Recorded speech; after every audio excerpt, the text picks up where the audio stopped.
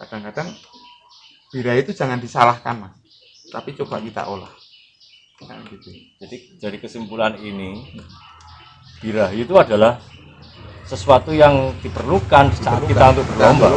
Itu bukan kesalahan. Bukan kesalahan ya. Nah, wah aku birahi ya. Ojo karo aku kan. Kan gitu.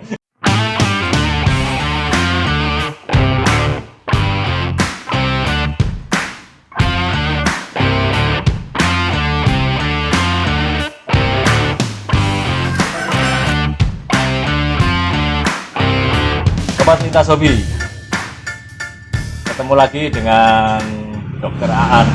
Kita akan bahas permasalahan burung birahi, over emosi dan sebagainya dalam pandangan pemain dan medis. Oke Mas Aan, langsung kita gas ini. Ya. Di lapangan Mas, sering terjadi tatkala burung itu tidak kerja dengan bagus, misalnya melakukan pelanggaran sampai dia nembok di dasar sangkar sambil bunyi. Terus saya tanya kesalahannya, kenapa burungmu kok sampai seperti itu? Oh ini sedang birahi nih, ketinggian ini birahi. Kemudian burung itu nampar, der di uji ya, dikatakan juga ini sedang birahi.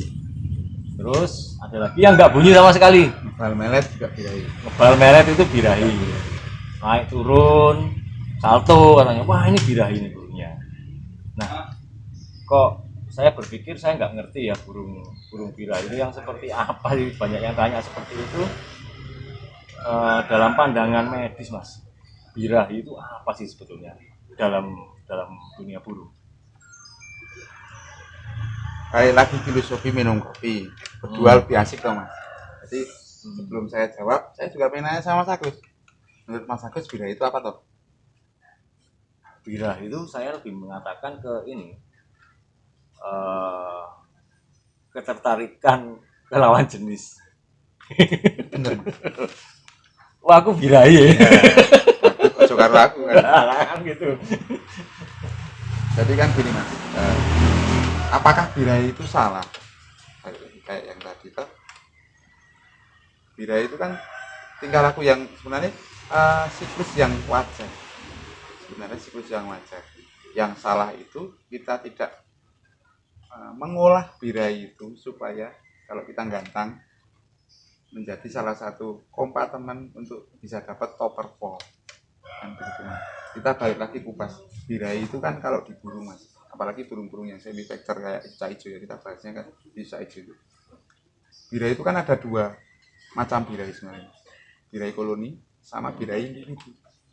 Birahi individu itu seperti apa ya, salah satunya dia burung sendiri.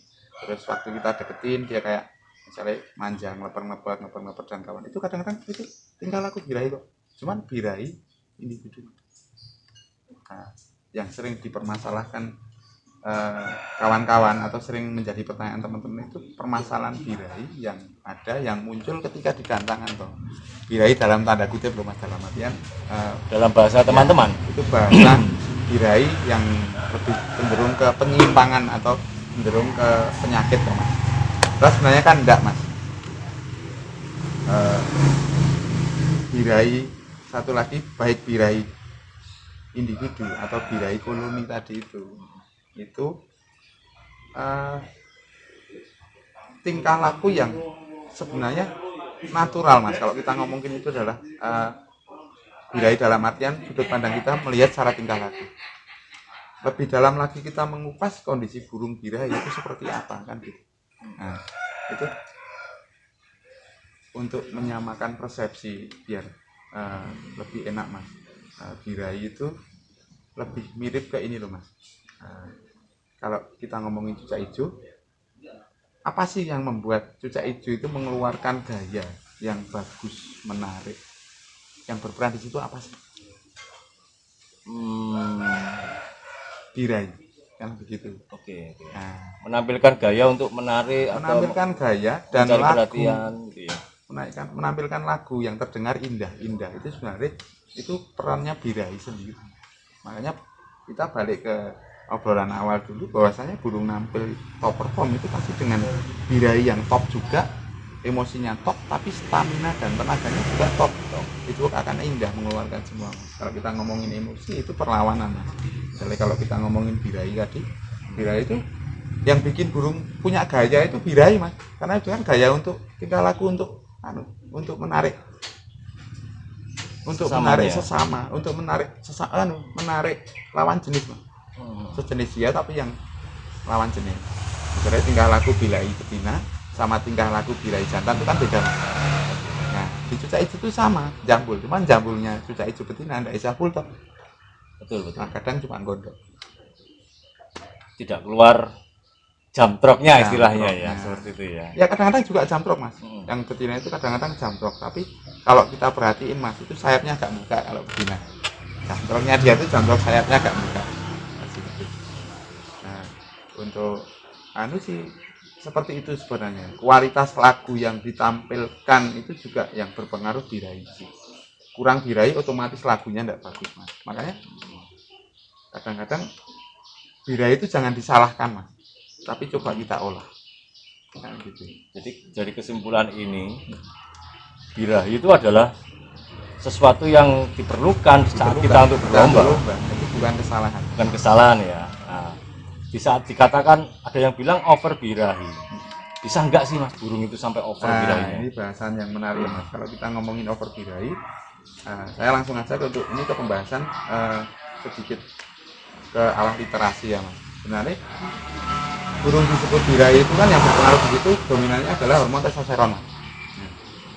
Level hormon testosteron itu ketika masuk ke dalam darah itu akan seiring derajat kekentalan hormon testosteron dalam darah itu makin naik itu gejala tingkah laku birahi kita akan ada fase-fasenya gitu. Nah, batas jenuh hormon testosteron di dalam darah itu ada, Mas. Jadi nggak mungkin sebenarnya sebutan over birahi itu lebih ke arah ini, Mas. Jadi ini adalah pelanggaran dalam kita menggarap burung itu sebenarnya itu pelanggaran. Tapi kalau kita ngomongin medis itu nggak ada kok sebenarnya.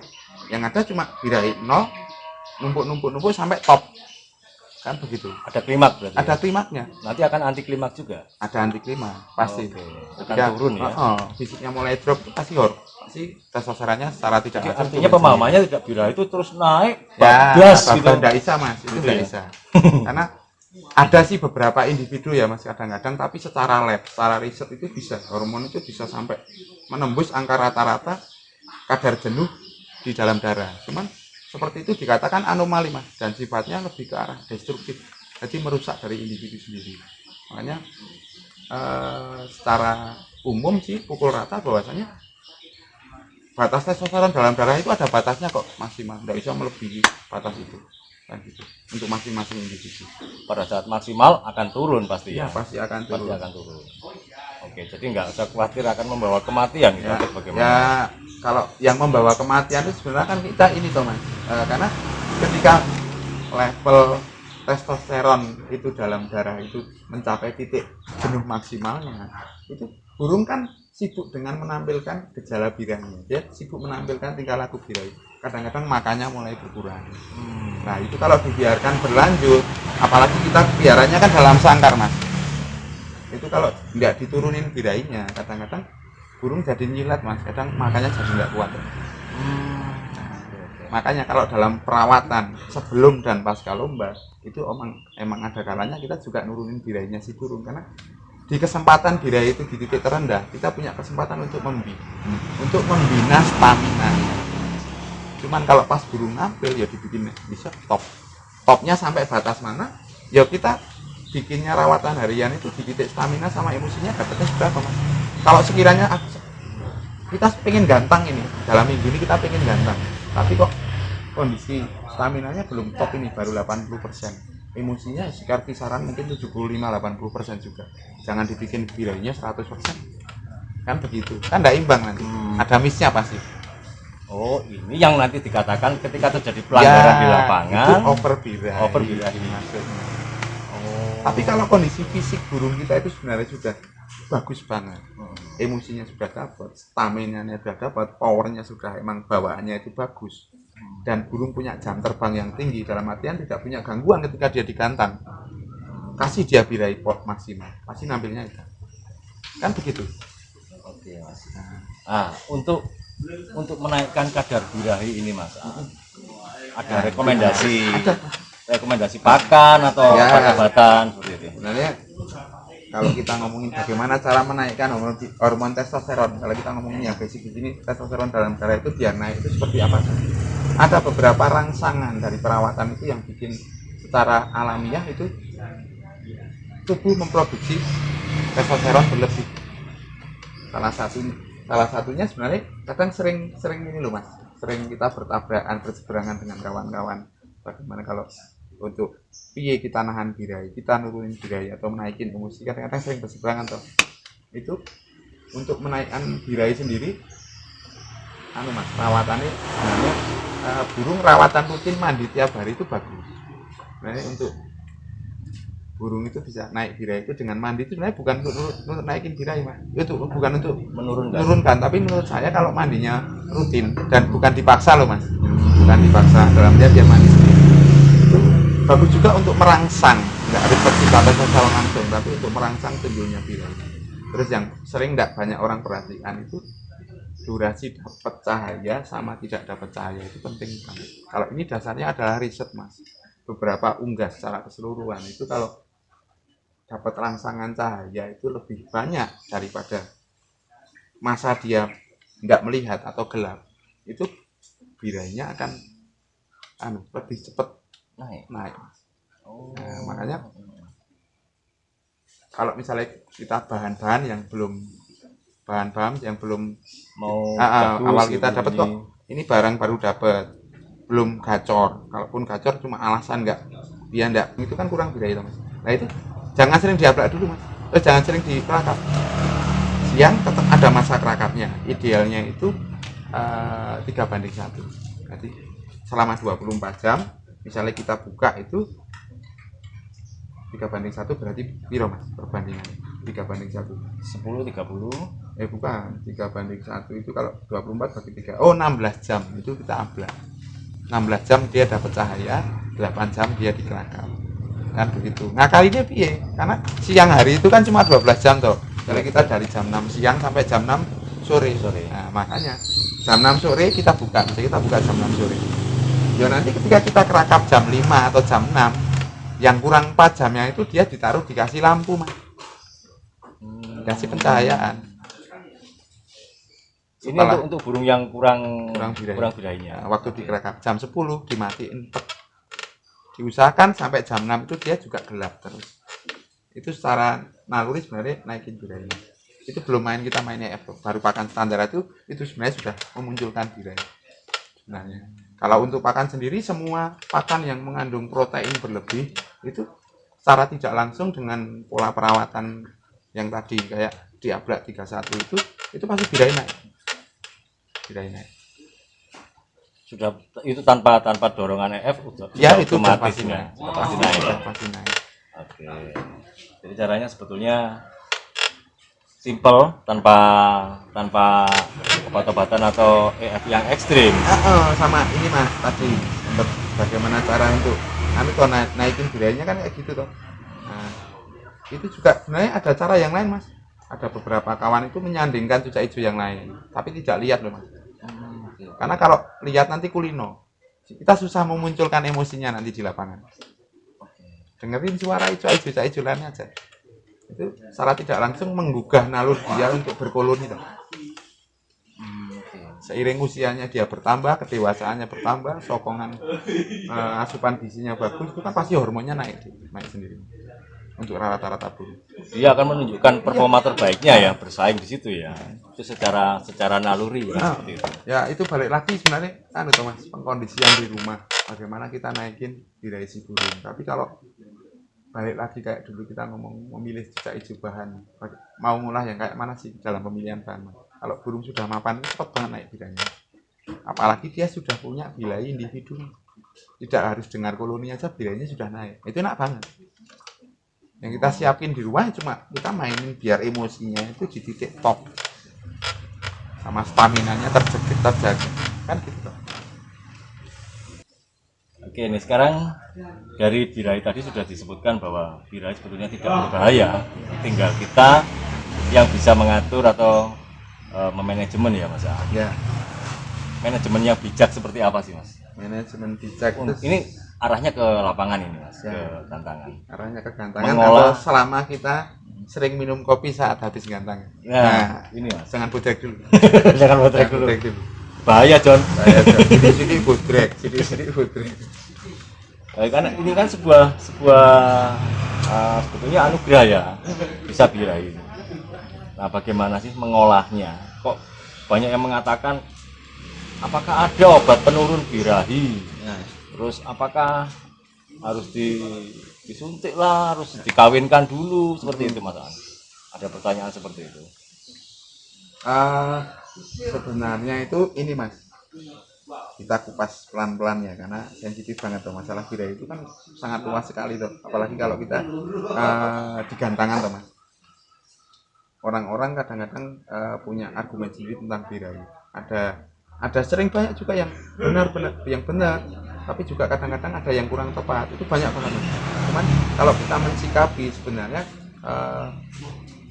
sambil jalan, itu untuk manajemen birahi itu sambil jalan. Kemudian pertama kali kita mau nyoba burung nih, misalnya kita sudah punya burung kok, sudah punya burung, ngolah dari bahan misalnya atau bahan yang rusak, itu kan kadang-kadang kita susah untuk dapetin ini birahi apa enggak. Kalau enggak dicoba di lapangan kan enggak tahu sesuai dengan apa yang sudah kita sharekan. Bahwasanya kalau burung sudah punya naluri nampil di bawah di rumah, itu sudah punya ini gestur-gesturnya kayak mau naruh, nah itu kita coba ke gantangan. Nah, di gantangan itulah yang nanti akan kita jadikan bahan evaluasi Mas. Ya, burung yang birahi cuman dia enggak punya tenaga, enggak punya emosi sama sekali, ya di atas pasti ngembung melet ketika ketemu koloni. Itu pasti rata-rata. Burung yang sudah mapan, birahinya tinggi, enggak punya emosi, juga enggak punya stamina. Ya ada stamina itu ada Mas, kalau enggak punya stamina mengkis-mengkis Mas. Rata gelak di gantang. Masih punya stamina tapi dikit banget, jelek banget. Itu dinaikin. Kebanyakan masih berakhir dengan melet gembung. Kadangnya agak gembung. Kalaupun enggak melet, kadang-kadang cuma gembung. Itu. Burung yang punya birahi tinggi, terus emosinya dapat, tapi staminanya enggak ada atau jelek. Yang terjadi apa? Kadang-kadang burung nanti di atas narung di awal bagus, langsung begitu naik ber, cuman pasti habis dalam hitungan menit kadang-kadang.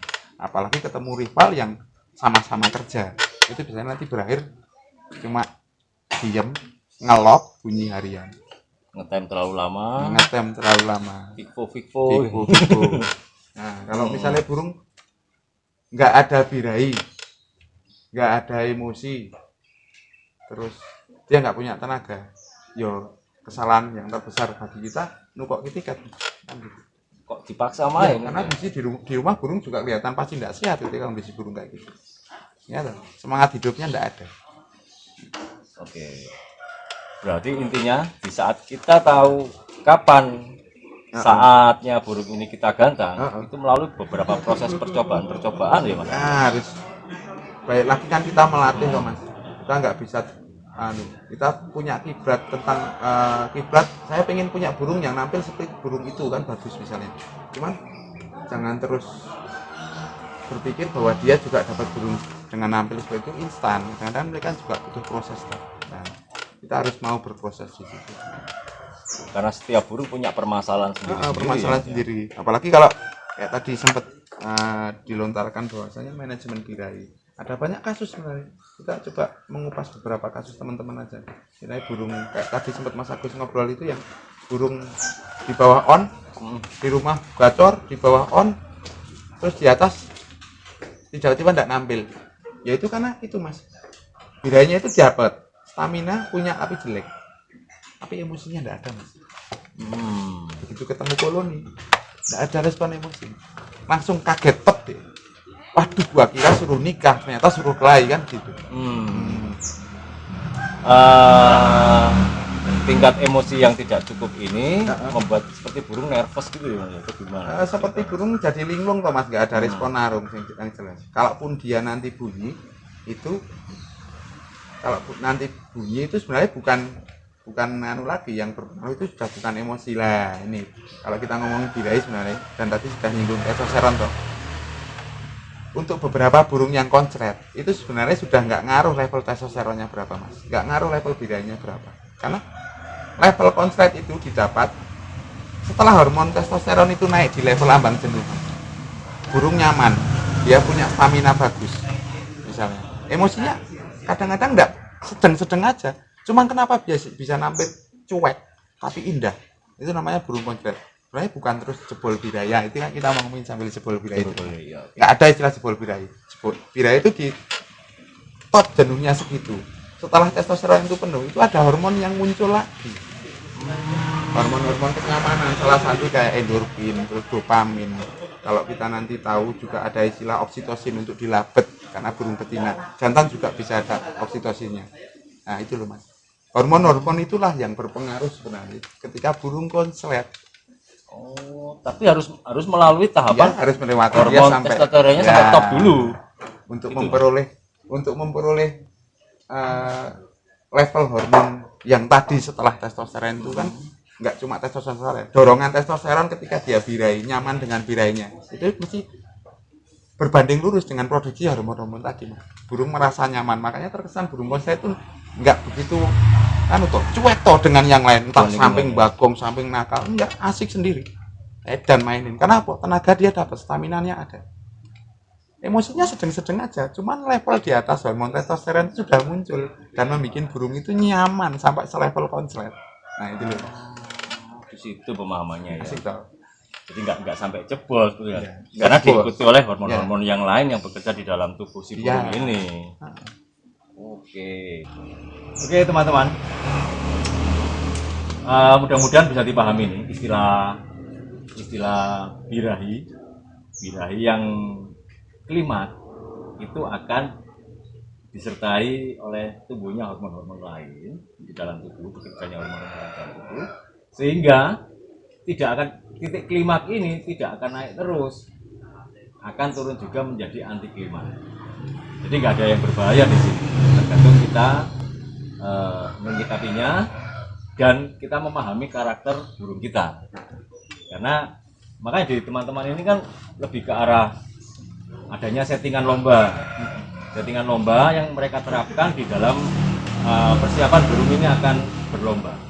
Ini yang menjadi kunci bagi teman-teman, bagaimana cara menampilkan burung ini bisa maksimal. Caranya seperti itu.